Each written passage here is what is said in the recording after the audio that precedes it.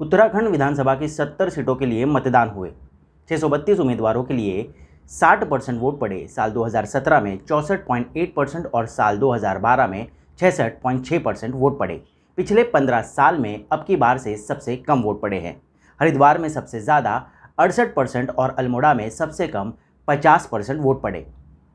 समझते हैं वोटों के प्रतिशत क्या कहानी बयां कर रहे हैं। पहले बात हरिद्वार की। यहाँ सबसे ज़्यादा 68% वोट पड़े हैं। पूरे उत्तराखंड में सबसे ज़्यादा मुस्लिम यहीं पर रहते हैं। यहीं पर धर्म संसद हुई थी। यहाँ कुल 11 विधानसभा सीटें हैं। ऐसे में यहाँ इतनी भारी संख्या में मतदान होने के पीछे शायद एक बड़ी वजह धर्म संसद रही हो, क्योंकि धर्म संसद में हिंदू राष्ट्र बनाने जैसे भड़काऊ बयान दिए गए थे, जिसके वीडियो पूरे चुनाव भर में खूब वायरल हुए। दूसरा नंबर नैनीताल का है। यहाँ 63% से ज़्यादा वोट पड़े। प्रदेश के पूर्व सीएम हरीश रावत नैनीताल के लाल कुआं से चुनाव लड़ रहे हैं।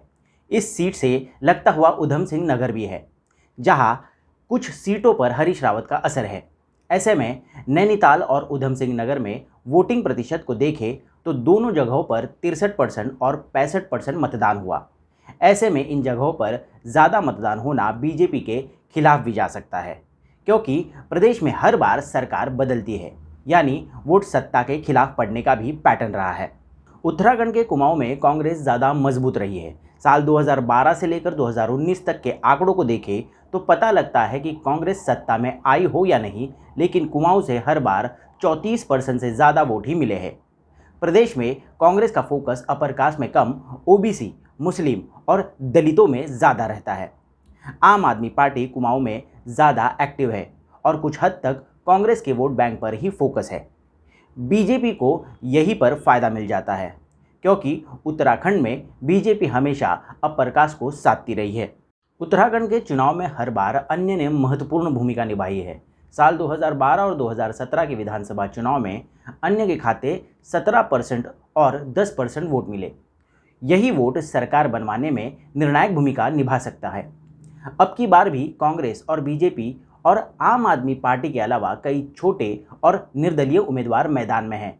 ये हर बार की तरह इस बार भी सरकार गिराने या बनाने में महत्वपूर्ण भूमिका निभा सकते हैं। गढ़वाल में 7 जिलों की 41 सीटें हैं। कुमाऊं की तुलना में बीजेपी गढ़वाल में ज़्यादा मजबूत है। उत्तराखंड के जितने भी धार्मिक स्थल हैं वह इसी हिस्से में आते हैं। वहीं गढ़वाल में मुस्लिम वोटर भी एक बड़ा फैक्टर है। यहाँ के हरिद्वार में मुस्लिम सबसे ज़्यादा 34% है। कुमाऊं में यहाँ की तुलना में कम है।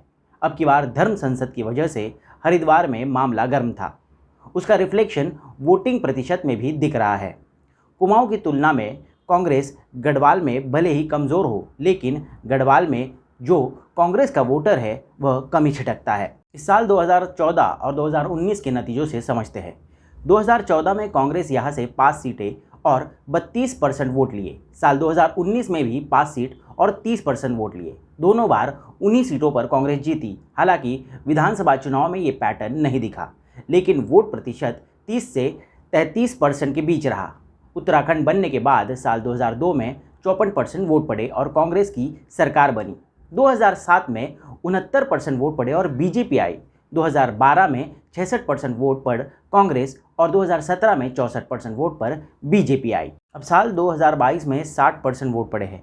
वोटिंग प्रतिशत कम है, लेकिन 5 जिलों हरिद्वार, नैनीताल, रुद्रप्रयाग, उधम सिंह नगर और उत्तरकाशी में 60% से ज़्यादा वोटिंग हुई है। इसमें से नैनीताल, हरिद्वार, उधम सिंह जैसे शहरी इलाकों में 60 से 65% की वोटिंग हुई। उत्तराखंड में हर बार सत्ता बदली है।